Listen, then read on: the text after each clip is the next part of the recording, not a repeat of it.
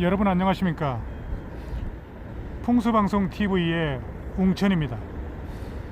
지금 이곳은 여의도에 위치하고 있는 민의의 전당 국회의사당을 정면으로 바라보고 있습니다. 나라 살림 규모를 다루는 세예산 통과에서부터 정문 앞에 보이는 천막 시위, 1인 침묵 시위에 이르기까지 도심 속의 섬, 여의도 속의 국회의사당은 내외로 바람잘 날이 없는 듯 합니다. 왜 국회의사당이 이런 자리가 되었는지, 아니면 터가 잘못되었거나 건물 배치에 문제점은 없는지를 경자년 새해를 맞이해서 이곳에서 풍수적으로 조명해 보고자 합니다. 63빌딩을 바라보는 의사당 정문은 해자 사향으로 정남향에 가깝습니다. 정문 앞에서 본관을 향해 내려오는 물길을 풍수적으로 조명하다 보면 오늘의 국회 현실과 절묘하게 일치하고 있다는데 놀라지 않을 수가 없습니다. 지금은 보이지 않지만 노량진 쪽에서 도도히 흘러오는 유장한 한강수가 의사당 좌측에 이르러 밤섬과 부딪히면서 양쪽으로 갈라지게 됩니다. 이에 따라 물길이 좁아지면 그 물은 급류로 변하게 됩니다. 물길이 이렇게 받아치고 있는 형국이니 바람 잘 날 없는 곳이 됩니다. 빠른 물살이 의사당 왼쪽을 사비에서 치고 나가며 북쪽의 현무에 해당하는 국회의사당 뒤쪽 북쪽에 도달한 후 여의도 색강과 합류하게 됩니다. 우리 풍수에서 자청룡은 남자와 간직, 명예로 분류하고 있으니 이런 무령에서는 남성들이 매우 불리한 형국이라 할 수 있겠습니다. 따라서 앞으로도 대한민국 국회는 여성 의원의 수와 파워가 급속히 늘어날 것으로 보여집니다. 기회균등에 따른 여권 신장과 능력 향상의 결과로 보이지만 풍수적 관점에서도 우연한 변화가 아니라는 점을 지적해 두고자 합니다. 자, 저 국회의사당을 다시 한번 볼까요? 국회의사당 건물 지붕에 원흉의 도움을 얹어 강렬한 이미지를 형성하고 있는데, 지붕의 둥근 원흉은 하늘을 상징하는 것이고 반면에 본관 건물은 거대한 직사각형으로 이 모양은 땅을 상징한다고 볼 수 있습니다. 또한 보는 방향에 따라, 시간에 따라, 날씨에 따라 장송곡이 울려 퍼지는 행여의 모양으로도 보이고 태양이 지는 형상으로 비춰지기도 합니다. 국회의사당을 상징하는 또 하나의 조형물은 처마를 받치고 있는 높이 32.5m의 24개의 기둥이라 할 수 있습니다. 이 기둥은 1년 24절기를 상징하고 있고, 옛부터 우리 동양에서는 절기에 따라 농사를 짓기도 합니다. 따라서 이 국회의사당은 음양오행의 이치에 따른 천지인의 자연스러운 배합이라 볼 수 있겠습니다.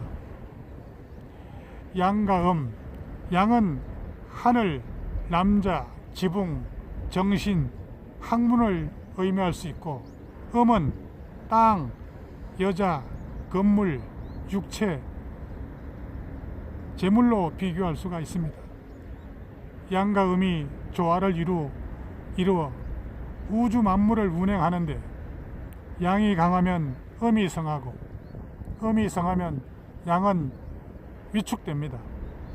바로 이 국회의사당 지붕에 해당하는 돔의 밑지름이 64m나 되지만 본관 건물에 비교하면 상대가 버거울 만큼 왜소하다고 할 수 있습니다.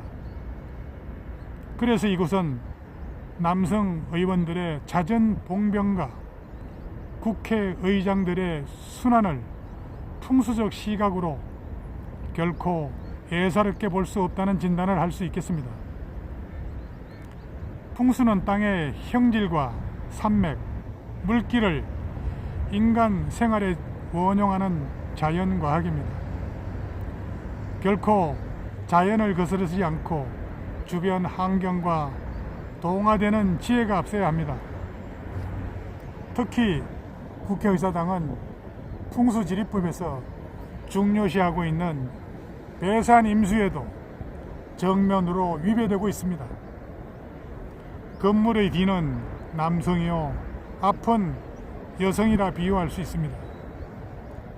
등 뒤에 산이 있는 배산 무령이 아닌 뒤에서 합수된 물이 행주대교 쪽으로 한강물이 빠져나가는 배수 지형임에 주목해야 합니다. 여의도는 이름처럼 섬으로 이루어졌습니다.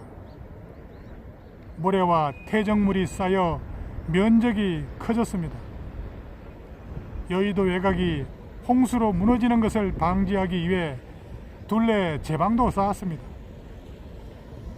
한반이 아닌 퇴적청은 풍수지리적인 측면에서는 기온이 집중돼 모이기 어려운 구조로 볼 수 있습니다. 쉽게 모이고 허망하게 빠져나간다고 볼 수 있죠. 국회의사당 터는 보시는 바와 같이 끝자락에 위치하고 있습니다. 이곳은 더 이상 물러설 곳이 없는 막다른 곳이라 할 수 있습니다. 이런 지형에 틀을 잡은 것을 배수진이라 할 수 있습니다. 물을 등지고 싸운다는 뜻이죠. 최후의 수단으로서는 군사 전략적인 진법입니다. 더 이상 물러설 땅이 없는 곳이 배수진입니다. 한 발짝만 뒤로 밀리면 강물에 빠져 죽습니다. 피할 곳도 도망갈 곳도 없습니다. 당연히 배수진에 자리한 자들은 별것 아닌 것 같은데도 목숨을 걸고 싸우게 됩니다. 이 배수진 전략은 성공해도 실패해도 사상자가 막대할 수밖에 없는 곳입니다. 처참한 결과 때문에 항복하거나 최후의 수단에만 사용할 수 있는 곳입니다.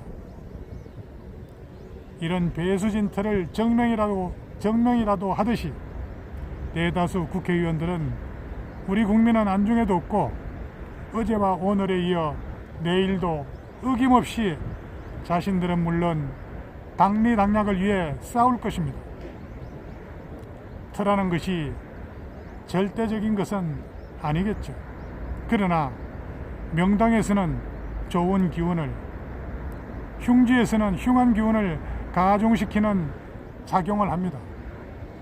더욱이 배수진의 지형에서는 이곳에 들어와 있는 구성원들이 손실을 보장할 미래가 없다고 판단하기 때문에 싸움터로 변질될 수 있는 터라 할 수 있습니다.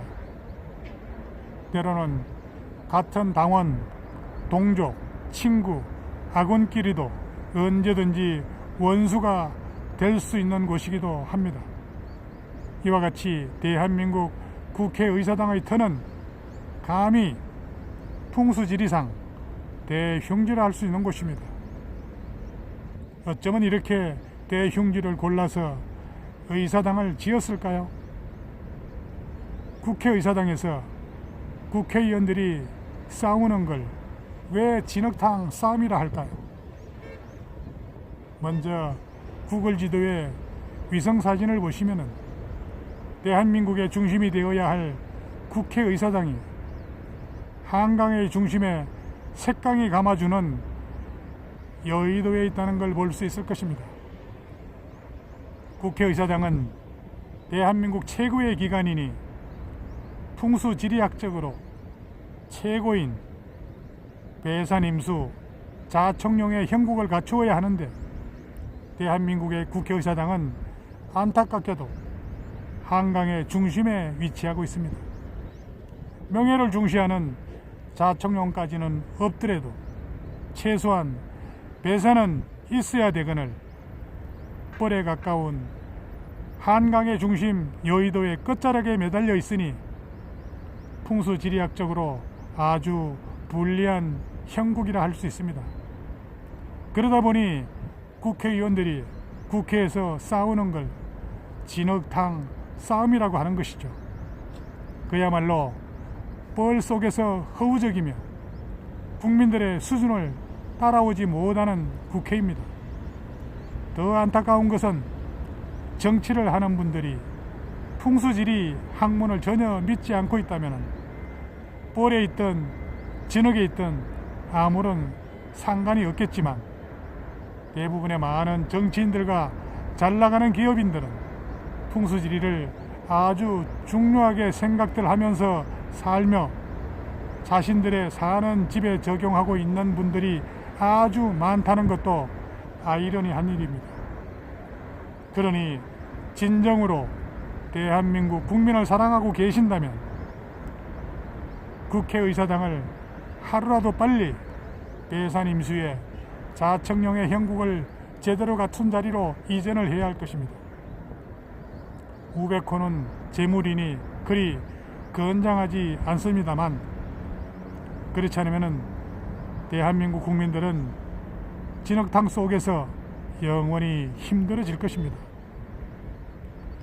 좋은 배산을 잘 갖추면 강력한 기운과 의지력이 생기고 자청령이 힘있게 잘 갖춰지면 재물보다 명예를 더 중요시하니 국민들이 안심하고 살아갈 수 있습니다. 당연한 거 아니겠습니까? 지도자들은 재물보다 명예를 더 중요시하니 우리 국민들이 안심하고 살아갈 수 있습니다. 당연한 겁니다.